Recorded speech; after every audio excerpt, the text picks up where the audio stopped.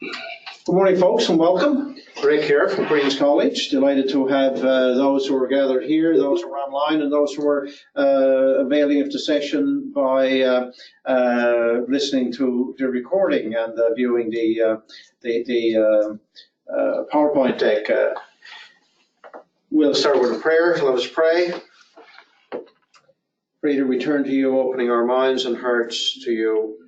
We ask that we be today aware of colleagues who are burdened by the caring, the compassion fatigue, by the service they provide, self-sacrifice they make.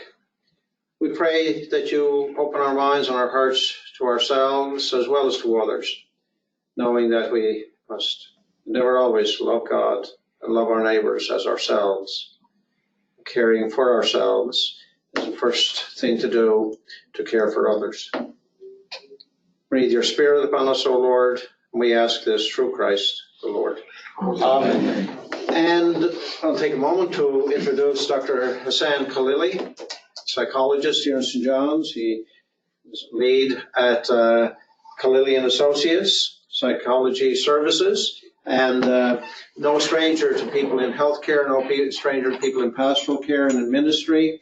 Been always a great colleague to those in pastoral care, and available to many in ministry who would need and want to avail of services that he can provide and his colleagues at Khalili and Associates. So Hassan, great to have you with us. Thanks for all the support that you give us in so many ways and the friendship you offer to people in ministry, people in need generally.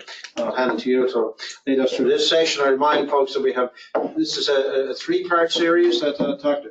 Khalili is leading us in, and so we'll let you get on with session one. Thank you. Great to have you, Hassan. Before I start, I just want to let you know that my principles, which is usually be great. But I'm originally Persian, I'm Iranian, so I've been away from my homeland for 45 years. So when we talk about wellness later on, I talk about it, but the cultural things is another issue that we have to include in our thing. But I fell in love with Newfoundland 35 years ago. So you know what they call people like me? They don't call them CFA now anymore. What's the name now? I call them NBC, Newfoundland by choice. You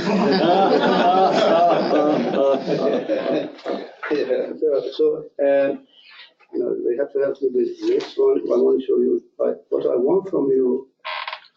What do you want? Because I haven't done this lecture like this before to clergy, so I have accent, I have a speech problem. Well, obviously, you know, what I have been sitting, listening to people over 100,000 hours. That's how calculated it was. So I know the subject, but I don't know what you want. So any suggestion, anything you want from people who are online or something, anything that you want me to include? I think compassion fatigue. How a person, you know, you're helping people so much, and it becomes, I guess, stressful or tiring after a while. That where's the person down?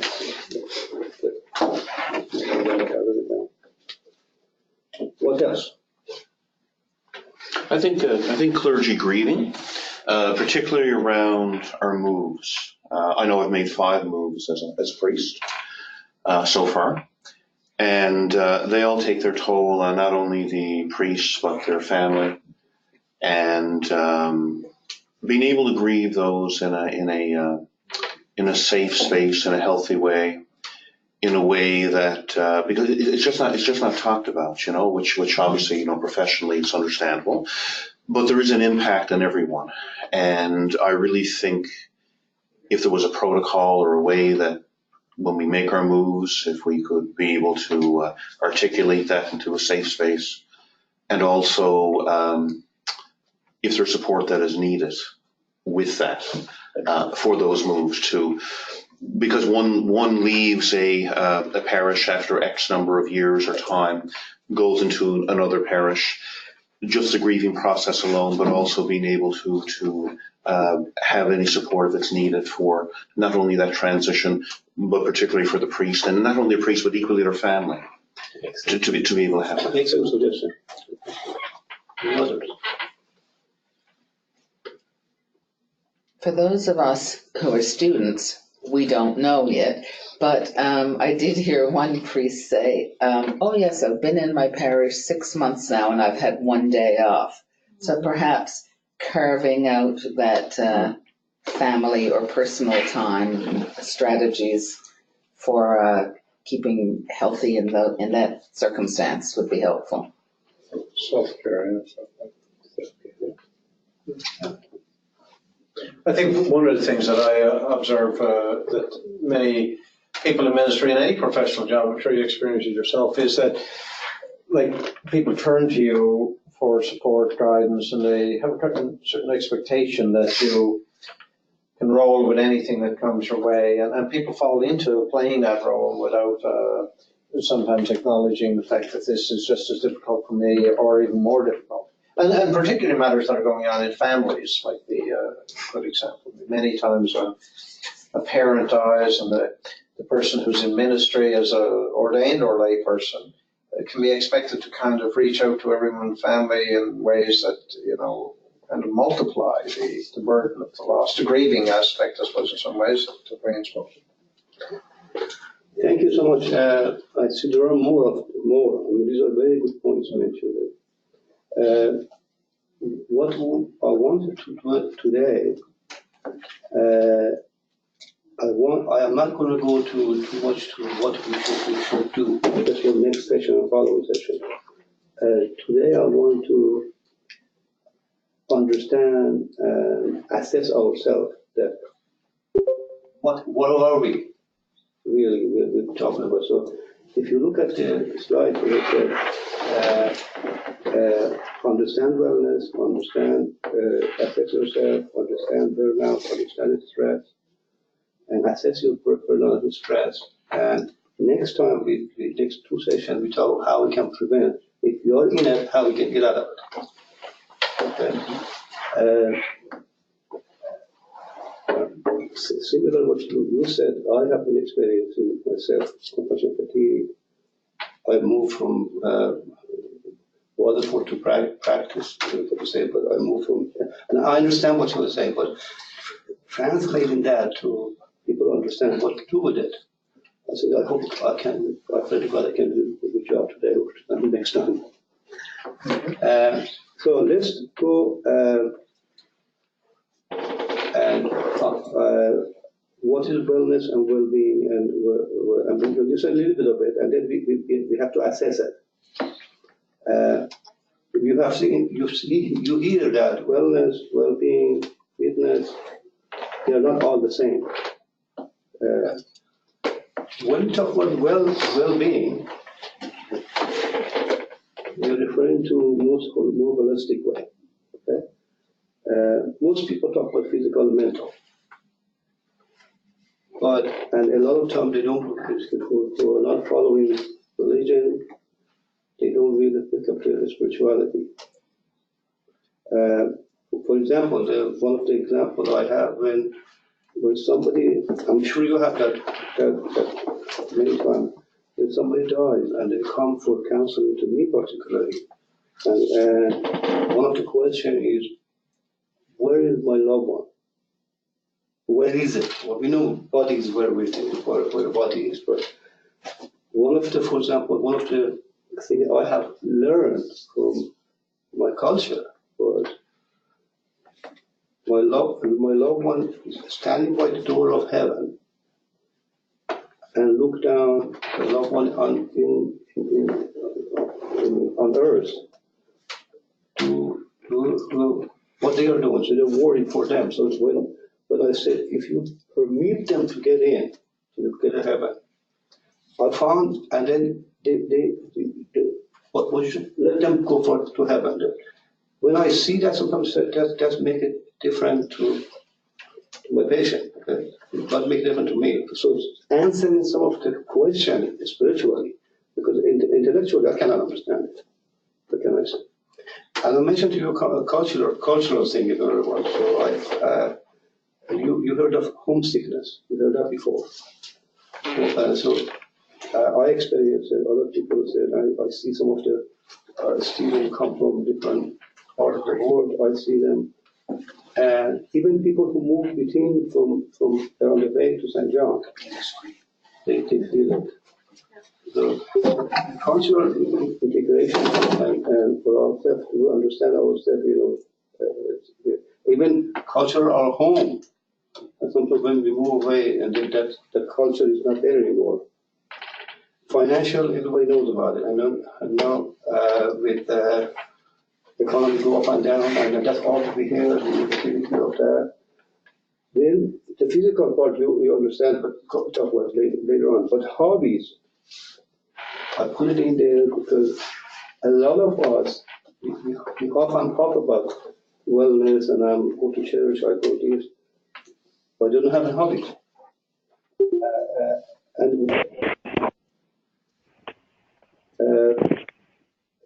Hobbies is okay? Yeah, yeah. Hobbies is what you like to do. And I will, next session I tend to I include that in it.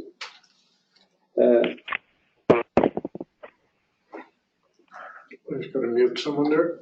Okay. Okay.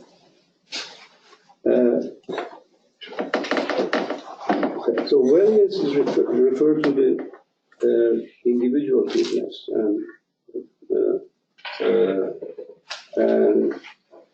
physical fitness, but but I mostly use the well-being. Wellness is not enough to. Now, one of the first things we want to do, I have a test up there. I want you to do this test. There's 5 questions. I want you to use your own thing and do this test. Okay? I want you, everybody does it. So, first, can you read the first question? Mm-hmm. Okay. And the past 2 weeks, how you felt? It's very interesting because I have done it myself. I know what my numbers is. This has come from World Health Organization. Wellness goes, I'll give you a couple of minutes before. So I'll read the question. First one, I have felt cheerful and in good spirit. All the time, most of the time, more than half the time, less than half the time, sometimes not at all, but not no time. Be honest with the past 2 weeks, and if you felt it that way or not.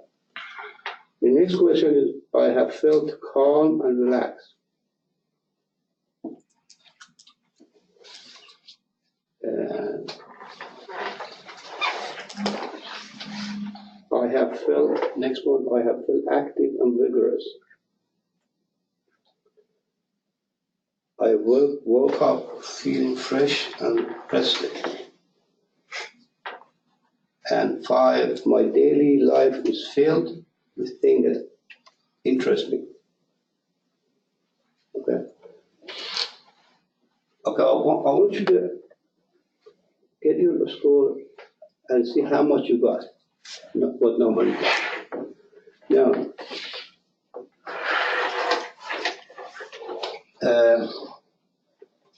multiply that number score you have to 4. Okay? So when you multiply for you get the total number. This total number represents how well you think you are. Okay? I did it with some of my friends last Friday. Nobody got more than 70, 75, 70, right? And I question it. Nice progress. What is that for? And isn't that our expectation or reality? That's how we see it, right? I mean, you ask your own numbers. why your number is whatever you think it is. If you're not lying to yourself, if you're very clear to yourself. Now, if your number less than 30, or like we're talking about the after multiple of 4, if it's low number, then if we think, is there any depression or is there any burnout? So we want to go next one to evaluate that. Okay. If you don't have it, you have a high number, don't worry about answering that next slide. So this is, are you following me? Yeah. Okay. So the people who are over 70, we know very good. But if people are low, it means because of constant. Why? That's the next question. Okay. Now, this is the common depression inventory I use in my David Burrow. And again, up to you guys. I mean, give a couple minutes because when a person is depressed, this is a very good indicator. Very subjective, but very good indicator.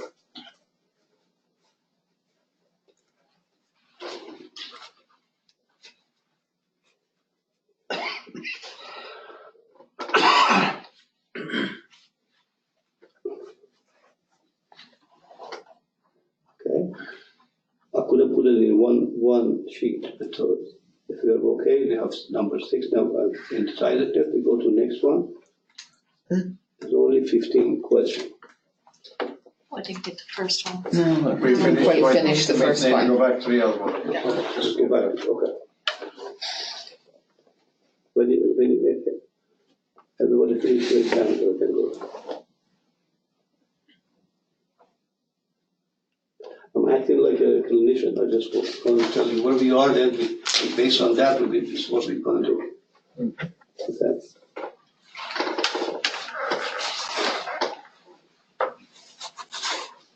Okay. We move to the next one.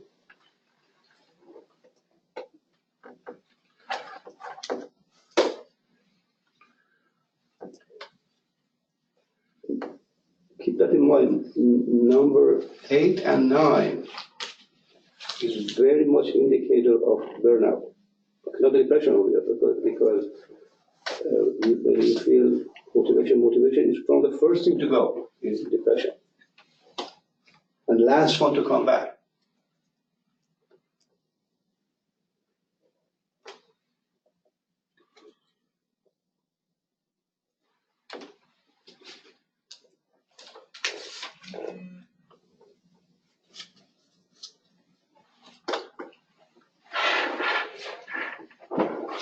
Okay, I can move on or still wait.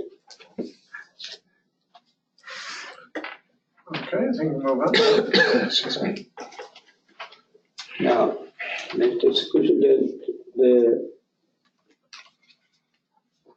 key question, most of the people don't have the number 15. Remember that commercial that we did, I should have had V8?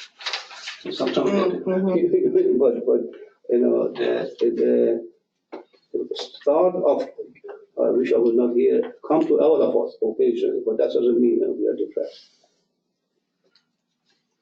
Now, I shoot for somebody to have single digit number, okay? Because so most of us, this is a score for American population, most of us up to 10 and 12, you know, it's normal, it's still normal.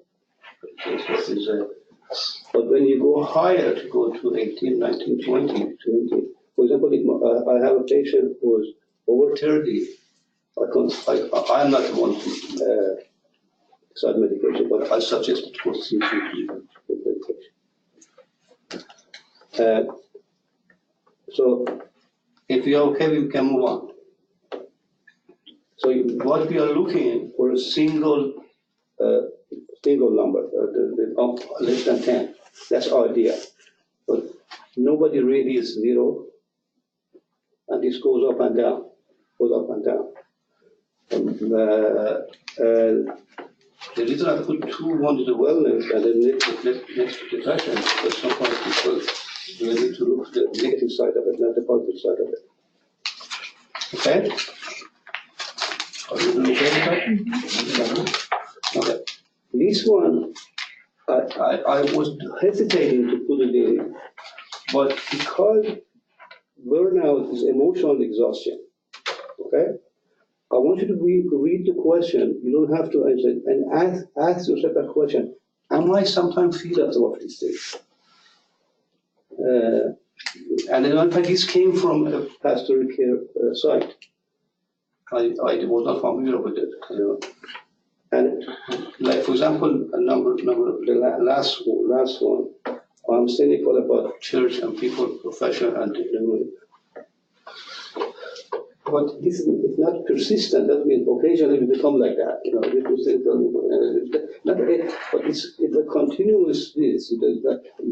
Normal means we have sometimes we feel it. But don't say always. You know, you go a little bit up and down, but up and down. That's what I'm talking about. Down and stay down. Okay. Next. On the question.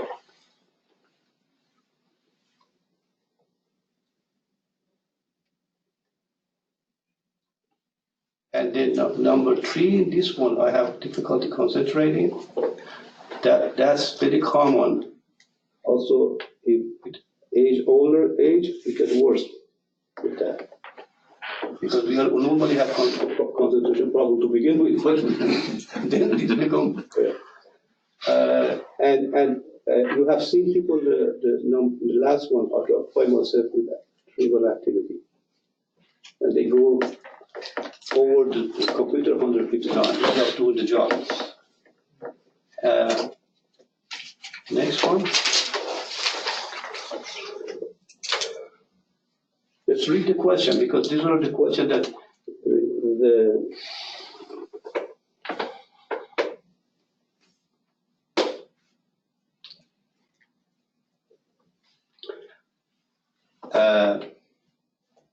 and remember, we are keep that in mind, we are going toward winter. But 20% of us, we experience winter blues anyway. Okay? Quarter of us. But winter blues is not necessarily seasonal affective disorder. It means that because in Newfoundland we have less sun, or we don't have enough melatonin developed in our pineal gland. So it means that when melatonin is not enough, our sleep will become goofed up, and melatonin is a cousin of serotonin. So if we start borrowing from serotonin, our mood will drop because enough serotonin in our body. So sometimes if while we are in there, keep that in mind. If we're going to November, December, if you feel low, it's not a bunch of church, it's maybe the weather. The boss is not the weather. So if that's the case, like that's okay. Again, not everybody feel that way. I would probably buy one of those flight therapy and Costco sell it for $50. It's very helpful, but you need to put it on the side of your desk for an hour or two, or anything to break the cycle of it. Okay, I'm giving to you because I don't want to. Remember, I didn't have to prepare this lecture for being academic lecture, but I'll be going through. I want to, as we go along, we're going to have to present a lot of cases to make sure. But I want you to get some idea what I'm talking about. Okay.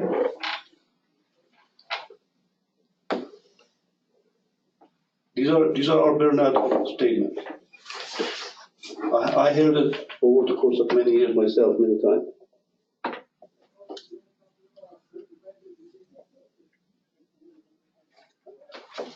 Some of our habits also, we have some of our habits, which is a decision that does not burn out. Okay?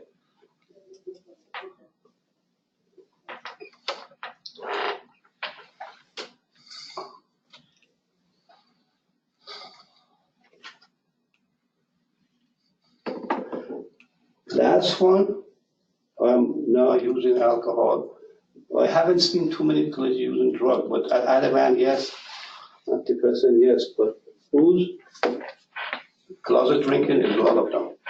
A lot of us, we do that, okay?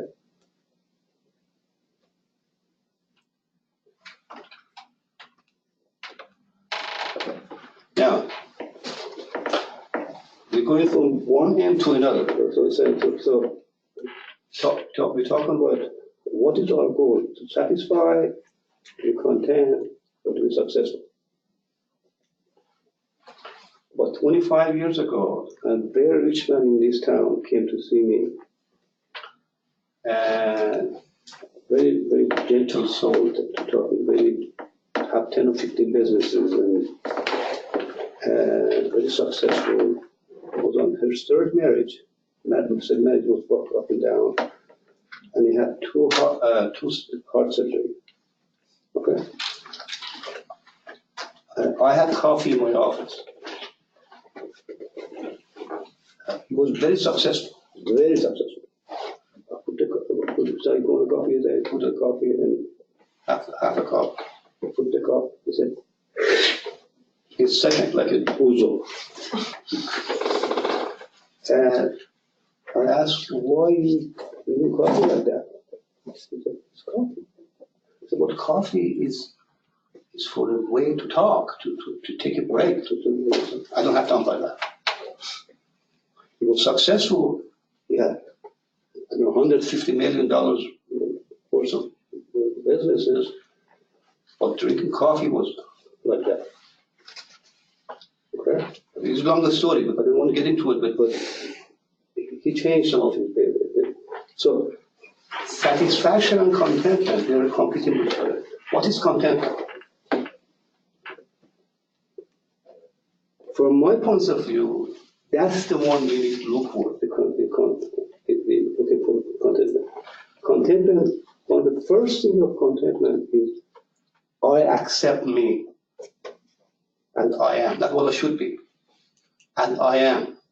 Because a lot of time we think we accept people, I wish I could not be something else, or I should not be like me, I want to be like Fonzie, whatever.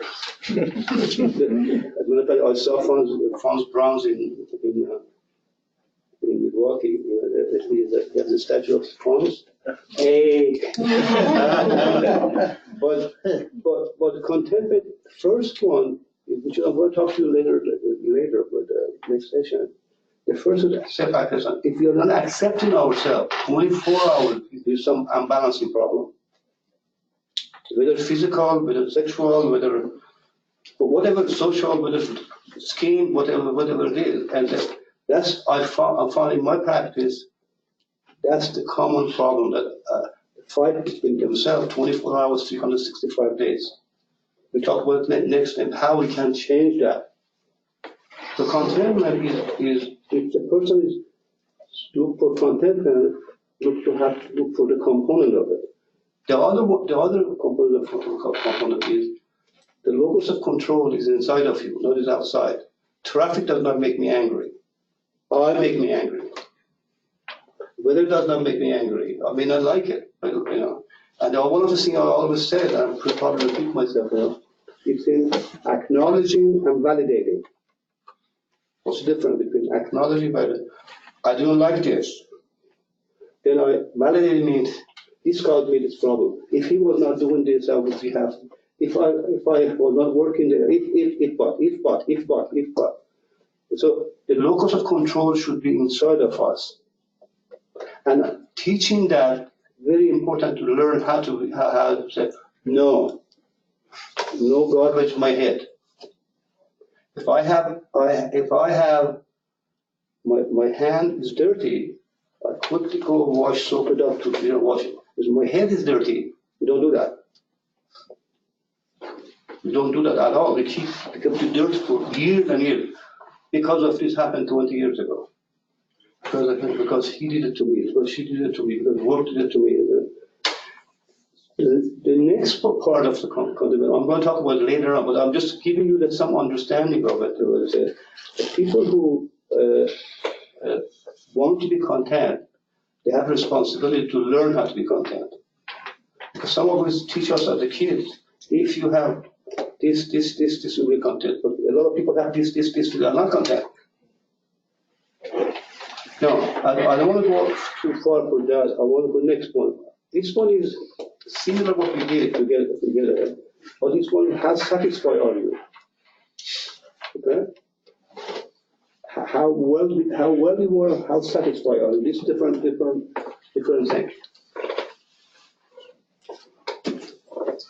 There are seven degrees of it.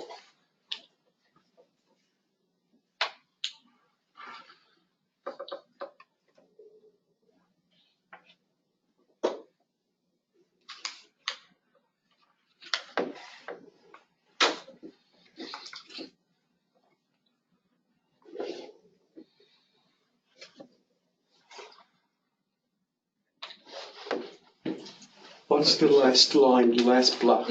It says if I could change, like if I could live life over, I would change. To that escape so they can get the fuller scale. Okay, to get into this. The one that would change almost nothing. Okay. Is that it? Yes. Yeah. So I would change almost nothing. Okay? So that's another 5 questions that if you answer that, add the number that you got. Okay? Now how we move it. Okay. Yeah, I'll just go back to enter, sorry about that. Okay.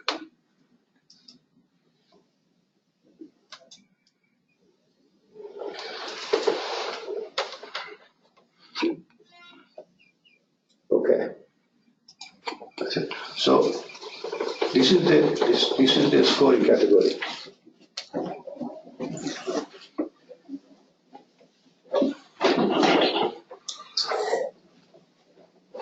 When I did it, I got 26. And sometimes I say, do I lie to myself? I don't think so. I'm a hiker, and the reason I'm saying that because hiking is another one to hobby. And I have done, in 2014, I have done Camino de Santiago, you know from the It took us 34 days to go from south of France to west of Spain. This question I'm asking myself, I answered it what week 3 or 4. Very interesting. I was walking in a wooded area for about 3 hours, and there was nothing, nobody behind me, nobody ahead of me, and it was all eucalyptus trees, and it was very quiet, little light, not even so much bird. And I'm 72 now, at that time I was 67, and I said, okay, Hassan Khalili, if you drop dead here, were you okay with it? It's the first time ever from that question. Are you okay with it? I'm just walking, and I'm having an apple. I was eating the apple, and I'm walking. I was okay with it because I said to myself, all whatever I wanted to do in my life, and things happened. I turned it around. I lost my homeland. I found a beautiful homeland. And I'm not talking about the attitude also. How to protect the attitude. Things bad happen, yes, bad happen. Losing people, what you said. But again, go back to what we're going to talk the next time. How to change your attitude, and not just gobbledygook with yourself and say, but.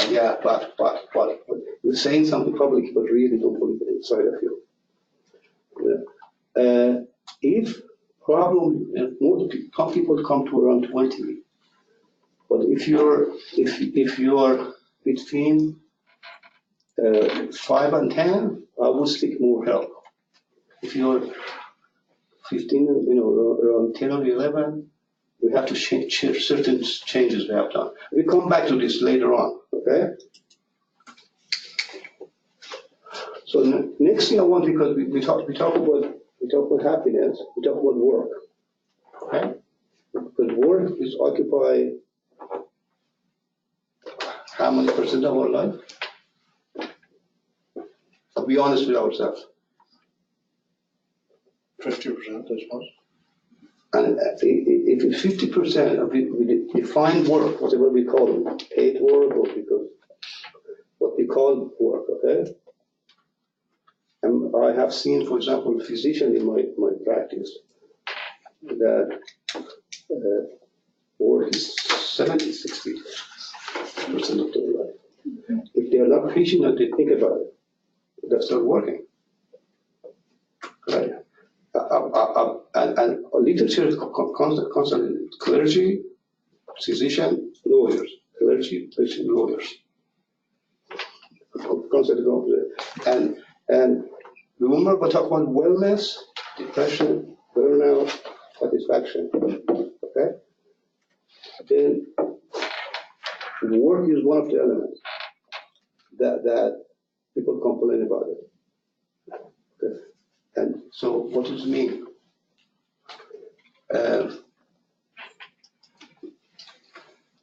You love your work, you hate your work.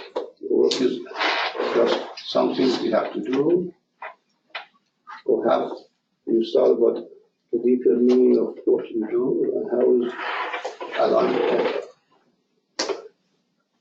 People ask me at 72, why not retiring? I hear that every day. I look at it and I say, I truly love what I do. Am I stupid? No, I'm not.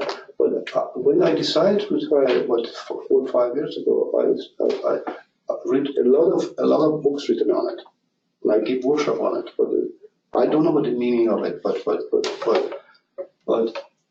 I started taking Fridays off and Mondays off. So I'm off supposedly today. But I love what I do this because I really have good heart for clergy. I know I've mentioned to you many times what I do with that. But so ask yourself, what does work mean to us, to you? Because sometimes that's become a pain in everywhere. I don't think I'm not become vulgar. Okay. Some of the code that I didn't get. This is from some of the things that I found it in the literature. Okay. Anybody familiar with Rumi? Rumi was Jalaluddin Rumi was the 7th century Persian poet. Remember the dance that they dance like this? They are over the Sufism, what he called it. And he said, there is a place, we are all have a place for us to, we are made one. I don't believe that. We are not bees. Bees are made, worker bees, and bees, I don't agree with that. I think that it's a choice we made. We are not made to become work to die.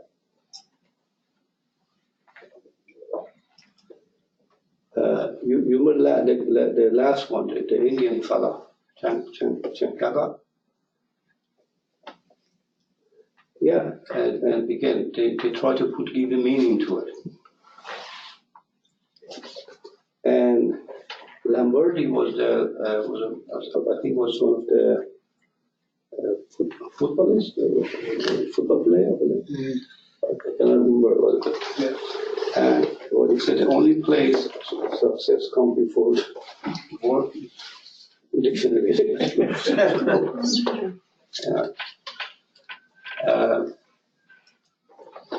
So, synonym of work. What you have heard this before. Have you told yourself that? If that's the case, then the whole attitude toward work, what you do with it, one of the things I always tell people who are teenagers and they are considering profession. I said to them, there are three things that I learned, three things that we need to do in our profession. Interest is number 3, it's not number 1. A lot of people will go with interest. Interest develop or doesn't develop. First thing is ability, be able to do that. The second is you have personality for it. How many nurses who see that they should not be a nurse? But they're good nurses, don't get me wrong, but they don't have personality. How many doctors do see that? How many clergy should be clergy? So the third one is interest, but the first two is very good. I went myself, I did child psychology, finished in 1970. When I worked with children, I did not like one bit. And I went, I got an MBA, supposedly I become businessman. My ability to be businessman was a single digit. You know what I'm saying? But when I did PhD in adult psychology, boy, I think I was home. When we think about what was said, what work you are, what is you had, because this 50%, 40% of your life, what is you going to put in it? And sometimes we have to change attitude, we have to the way we do it, or sometimes, I mean, I have seen garbage collectors in the city. I have seen some of them in practical practice. Some were very happy with their job. But we say garbage collectors. I love them because they do the best thing. Next one. I don't want to go too much into this thing, but read it up.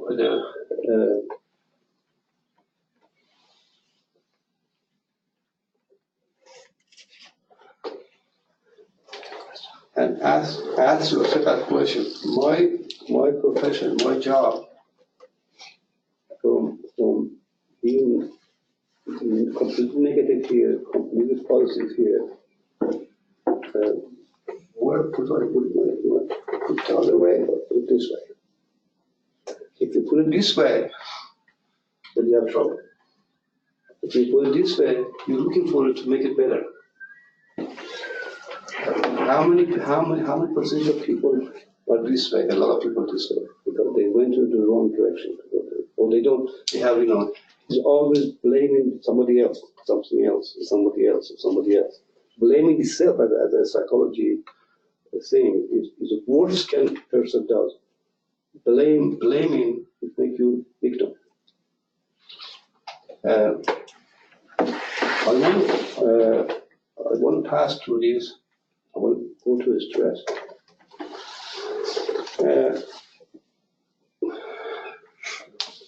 What the acute stress is when something bad happens and you are in it for a day or so. You see somebody die, somebody see somebody that But when the acute stress to post-trauma, it means you kept it. You kept whatever you say. The dirt went to the right place. Freezer, wait for the next time. So, in general, with chronic stress, what happened to our body and emotion when so this is what I want you to a little bit pay attention to actual physical. I'm not a physician. I want to go to a little bit of academic lecture. So what is the central nervous system? Is brain and column or column body, right? And then we have somatic nervous system, nerve ending and hand and arm and all of that. So some of the acupuncture or whatever they do, they work with them. But the automatic nervous system, sympathetic, parasympathetic, connected to our blood vessel, because blood vessel, bladder, breathing, digestive system, gland, heart. And so when the body is relaxed, the parasympathetic system is at work. Okay, so a major information channel transmit neurotransmitter or hormone at work. Acetylcholine, all of things that work. So when we relax, our eyes are okay, our mouth is not dry, we have regular breathing, the heart is normal, digestive system is okay, bladder can hold the content, person is feel normal. Then we have stress. And then the moment we are stressed, body produce other chemical. And the chemical, you have seen that when something happens, boom, all of a sudden, the mouth becomes dry, rapid breathing, heart rate goes up, our stomach feels good. I go to washroom a lot. That's my weak points. We sweat, we tension. This is time our body mobilizes fight and flight. When the stress or compassion, whatever stress will happen, a body go to this every single day or 24 hours, or then what we gonna do? I always say, if I have a beautiful 200,000 Mercedes, and I put junk with it, right? Within 2 months, Mercedes is with ladder. They don't make those anymore, do they? Well, I don't know. So what causes the stress? This is what you guys were talking about, it, right? What causes the stress? I'm watching my time to make sure that we have enough time. Cause of stress, I collect them not in order, okay? I collect them. It's better between idealistic expectation and reality. Now, I always tell my patients there are 4 ways of thinking. We all have 4 ways of thinking. Pessimism, optimism, idealism, and realism. 4 ways of thinking. People who are realists with some optimism in it, they normally get the stress fast, less stress. People who are idealists with pessimism in it, they're in trouble. So how we can move from idealism, but don't become, let it go. No, we have to have ideal in us, but who's going to run it, realism or idealism? And what habits we have, not going to work out, not going to work out, not going to work out. Having multiple roles, next one. And most of us, we have no number of roles. And if they're competing with each other. Work and home, there are two, three. But I was talking to a patient of mine yesterday that certain role in the workplace is causing a problem, The next one is closed door and open door regarding work. A lot of people have open door policy, wrong.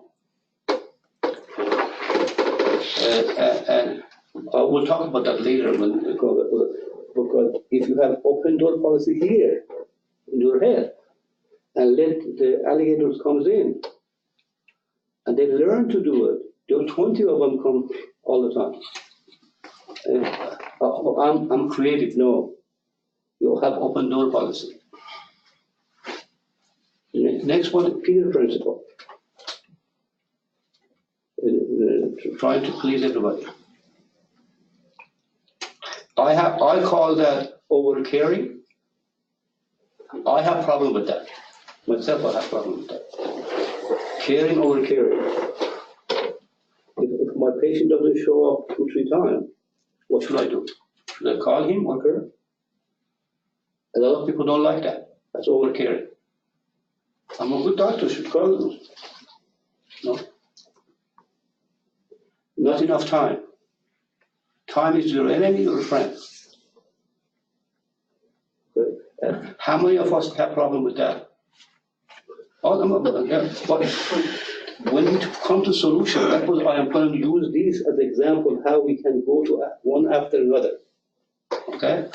Self-problem, esteem problem, confidence, bad eating habit, poor exercise habit, whatever, right?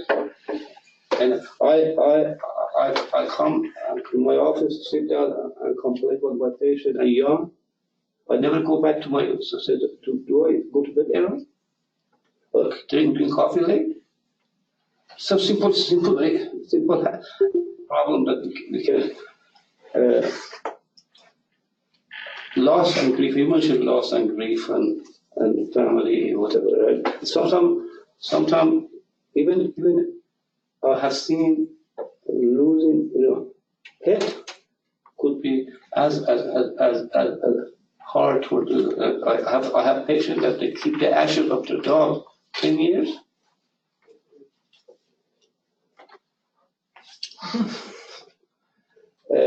Having chronic illness, that's causing a lot of problem. Nothing to do with anybody.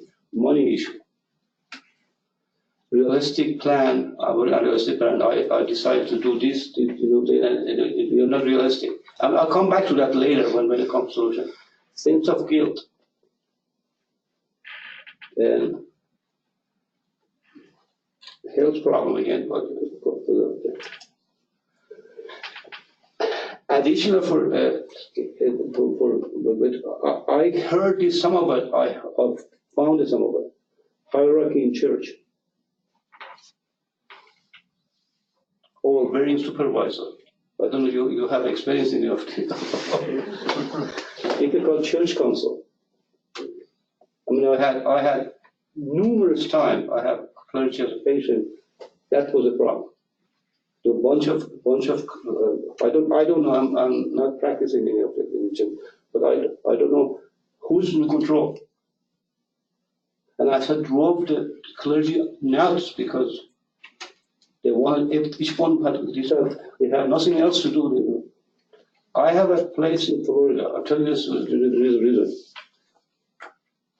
First time I was there, I put my laundry in the laundry room, on the dryer, and I was 10 minutes late. There was 2 notes on the dryer. You're 10 minutes late. Nothing to do. And I said, if that's the case, shouldn't. Perfectionism. Yeah, the perfectionism. That's very common. The problem is we can do something about it. Our own OCD type of personality. Okay?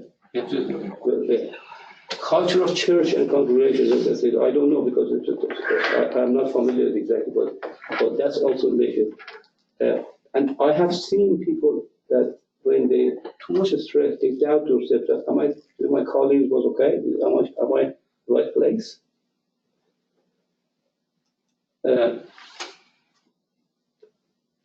Activities.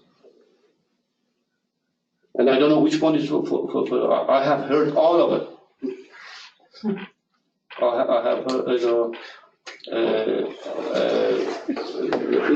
I have all, and some people did pass it, but all of them could be stressful. Especially the counseling part and visits, grief counseling. I suppose sermon, I suppose this is maybe stressful, maybe it's a good thing, I don't know. Okay. What was the impact of it?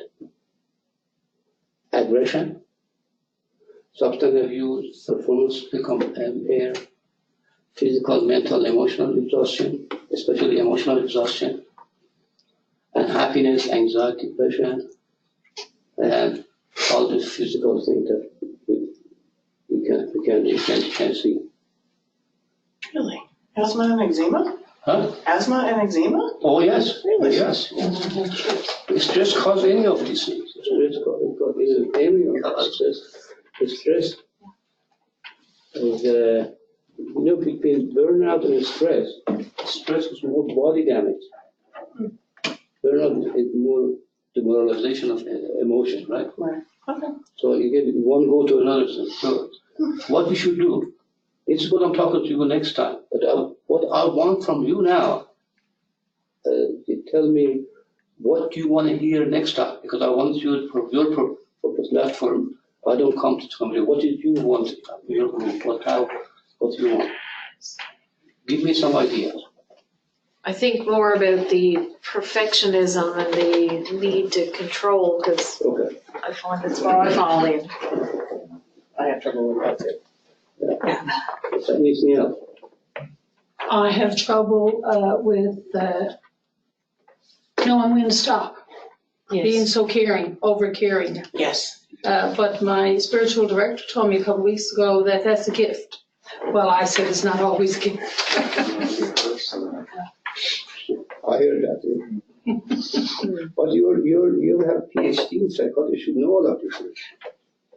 I heard that before. Yeah. Remember, I didn't go to get a PhD to become a slave of it. I get to make a living. We didn't go to this thing to make a living. We want to be part of a society. We want to be isolated. I would talk to you. Try to make it practical as possible. I guess one of the things I'd like to take a little bit of time on is like, how do you break bad habits? To call them things bad habits is probably prejudging them. Lifestyles or attitudes, whatever it is that are self-fulfilling and causing stress, anxiety, and depression. How do you change it? That's a very good question. Yeah. That's the type of thing I want to talk to you about.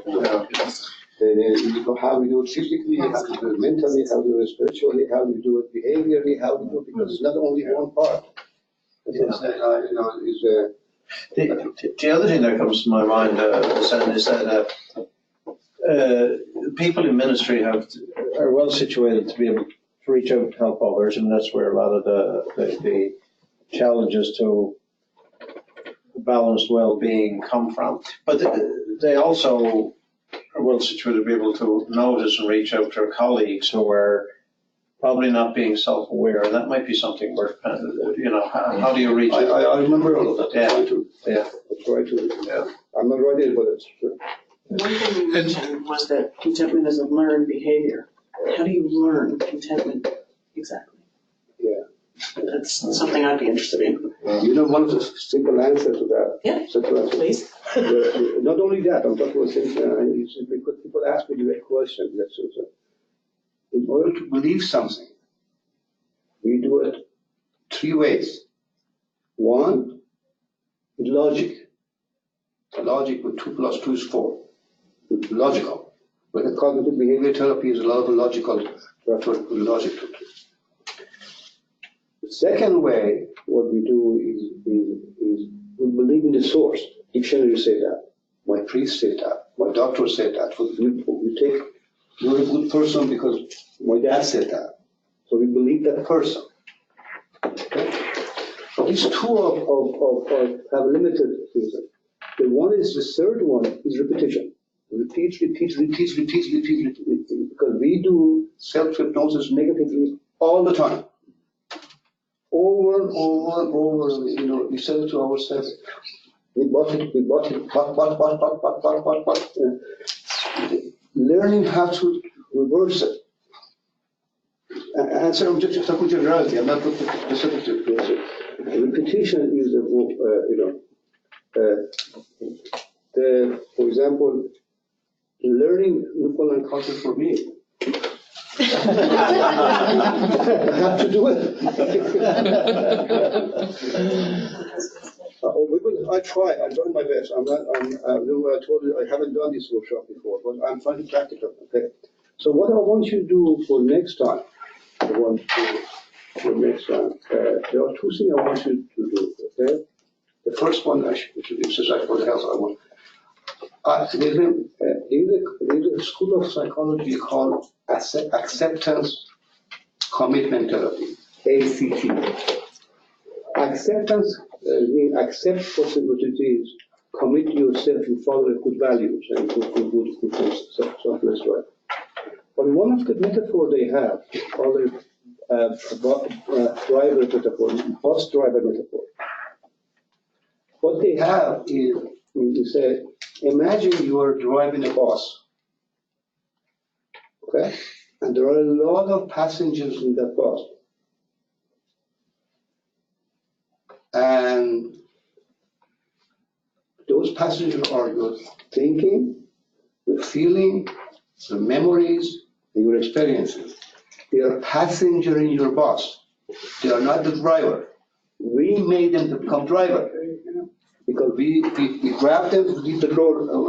What I want you to do, identify some of your passengers, noisy passengers.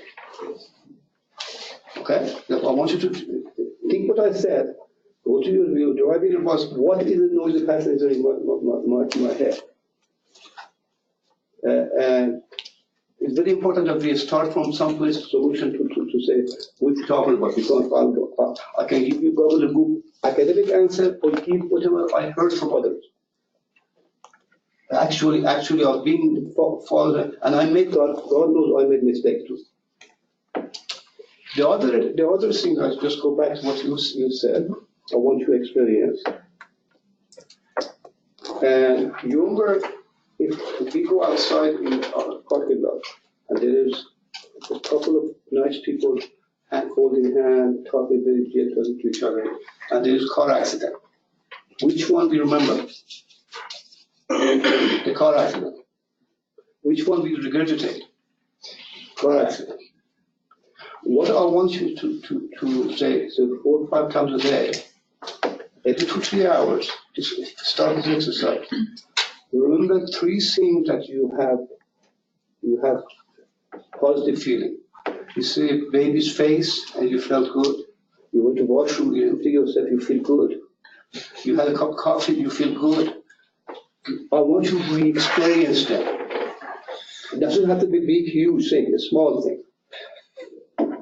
A small thing. So I want you to experience 4 or 5 times, and then I want to ask you what happened. Okay? There's 2 things I'm asking. One is identify your noisy passengers. Second one, I want you to start repeating something that I'm asking you.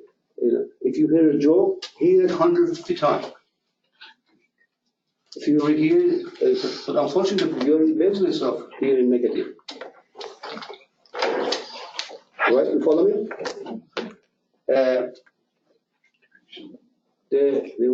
There was a, and I said to many people, there was a nurse came down one day to see me, and was my patient for what. And then she said one day, she came and said, "Wouldn't believe what happened in health sciences today." And I said, "What is it?" She said, "Well, 2 of the nurses to the elevator." And one said to the other, TGIF. And the other one said, HIT. I said TGIF. I said HIT. The door opened, first one door opened, said, I mean, thanks God it's Friday. The other one, honey, it's Thursday.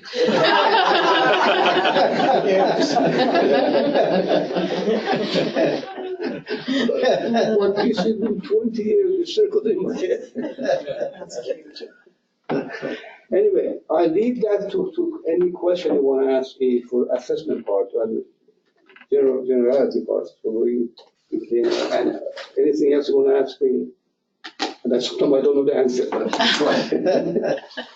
I don't know if I'm in the wrong place. I'm a pastoral care worker. I didn't know. I've been aware, so I just saw this in my bulletin. Yeah.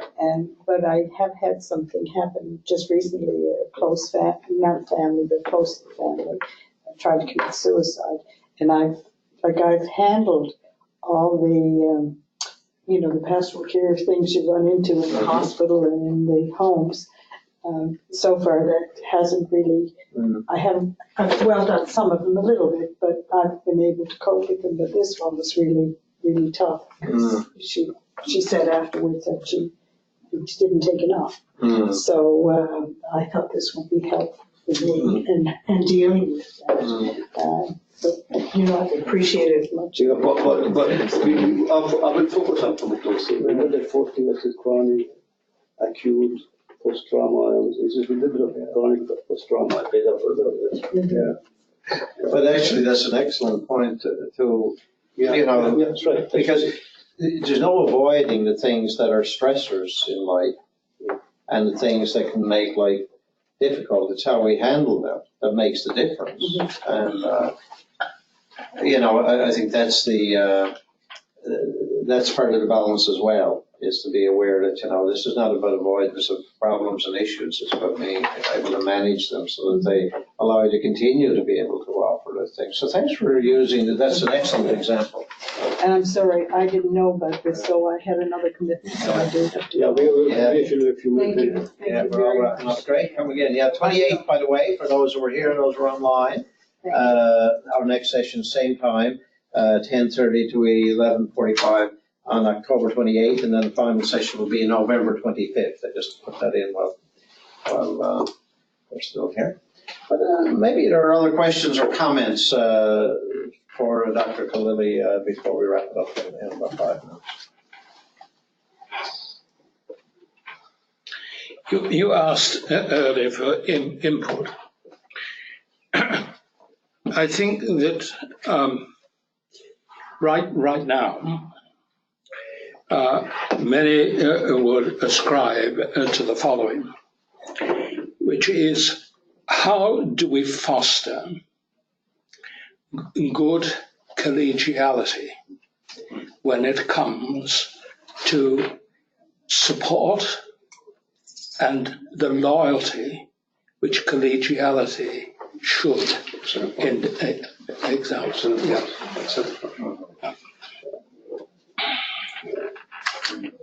There's so much I want to tell you, but we have to do it until time. Yeah, well, that's fine. Yeah. Matter of fact, what you're talking about is you know, we have 3 types of intelligence, right? We have intellectual intelligence, we have emotional intelligence, we have social intelligence. Social intelligence and emotional intelligence are very entangled. What you're talking about, how you use all 3 intelligence in the workplace in colleague, especially social intelligence, especially emotional intelligence. It is a way of doing that. But you have to be emotionally good. You balance yourself first before you're able to offer anybody. But I think I think I'm just piggybacking on Neil's point about collegiality, and particularly if we talk for people who are priests or have been around for a while, and people who are new, depending what part of the journey people are on. I think a lot of these things are systemic, and they need to really sometimes come right from the grassroots level, and then as they're kind of integrated and part of that foundation that are there, because particularly with clergy or other professionals, but particularly I guess from a clergy standpoint, once people are ordained and they're sent out to the mission field, for a better sense of word, people then, each clergy has to use a gift set there if they're gifted by God to use. And everyone is different and everybody handles things differently. But then sometimes too, even amongst your peers, even if we meet for a vestry or a parish council or we synod, sometimes people will pass each other on as the ships in the night. They may have trained together, they may have been together, they may have known each other for a number of years. Something happens, and I'm saying this very respectfully, very, very. Something sometimes happens, and we lose that collegiality, we lose that bond sometimes that was there, and I think it's just not talked about enough, and that's why I think this is really, really good to be doing this, because what this does is this allows to almost break some of this, and for us to look at this as a whole, and to say like, okay. Not only me. Exactly. And then there's really needs right here within Queens that has trained many fine Anglican clergy over the years and others in laity and all ministries being equal. But I really think some of this is systemic, and we really have to look at a grassroots for this. That's what I mentioned. We talk about social and emotional intelligence. This is what we're talking about, not you're absolutely correct, but how we do that. Right. And we have to be emotionally out. Myself, I have to be not doubt to say something. I know that if I say I hear this, if I say I hear this, but it's if. How we can stop the if? If I'm saying, you know, and we will talk about it. These are good points that you mentioned to me. I hope I can deliver them. Yeah. Put pressure on me to be. Yeah. Are there any other questions or comments or observations to share with Dr. Khalili?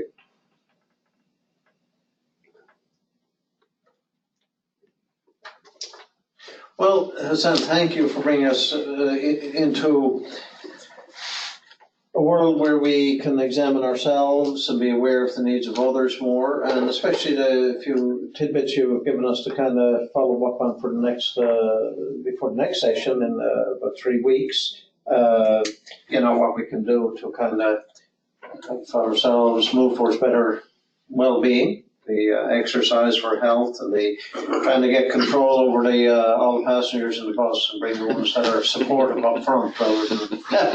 You know, the actual bus driver, when it is too noisy, you stop and call 911, right? We don't do that. No. So, anything else before we wrap up, folks? Pretty well on the time.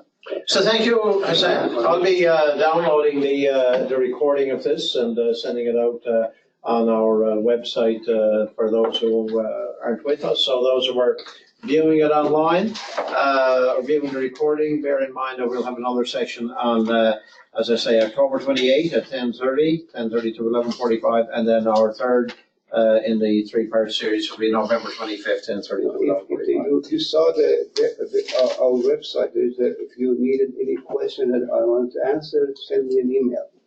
I tried my best to include whatever the answers. Excellent, great. Thank you. Thank you. Thank you all. Thank you.